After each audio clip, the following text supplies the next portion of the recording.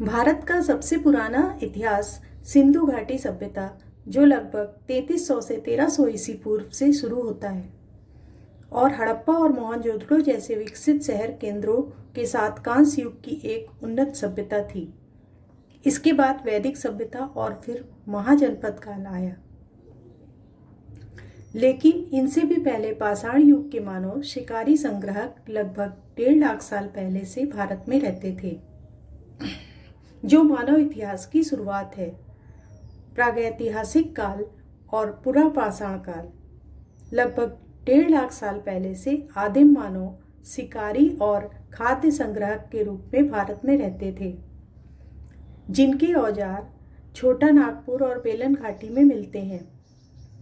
मध्य प्रदेश की भीमबेटका में लगभग 1 लाख साल पहले की मानव निर्मित चित्र इसके प्रमाण हैं।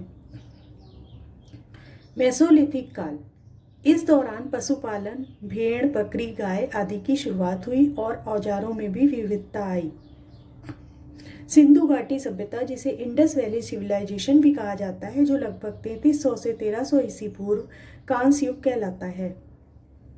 इसकी विशेषताएं थी, यहाँ पे सुनियोजित शहर, जल निकासी प्रणाली, पक्की ईंटों का उपयोग, उन्नत व्यापार और कला आदि का विकास हुआ था। इसके प्रमुख स्थल हड़प्पा और मोहनजोदड़ो आज के पाकिस्तान और भारत के हिस्से में हैं। वैदिक काल, वैदिक पीरियड लगभग 1500 से 500 ईसा पूर्व, जिसे ऋग्वैदिक और उत्तर वैदिक काल में बांटा गया है।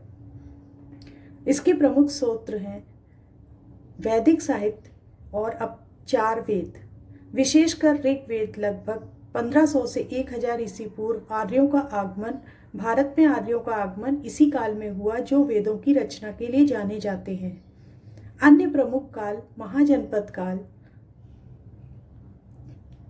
लगभग 600 से 322 ईसा पूर्व, जिसमें मगध जैसे बड़े राज्य उभरे और बिंबिसार जैसे शासक हुए। मौर्य साम्राज्य लगभग 322 से 185 ईसा पूर्व, जिसका विस्तार पूरे भारत में उप महाद्वीप में था और सम्राट अशोक जैसे महान शासक हुए। संक्षेप में भारत का इतिहास प्रागैतिहासिक काल शिकारी संग्रहकों के रूप से शुरू होकर सिंधु घाटी की शहरी सभ्यता और फिर वैदिक काल के साथ एक विकसित सभ्यता के रूप में आगे बढ़ता है, जो दुनिया की सबसे प्राचीन संस्कृतियों में से एक है।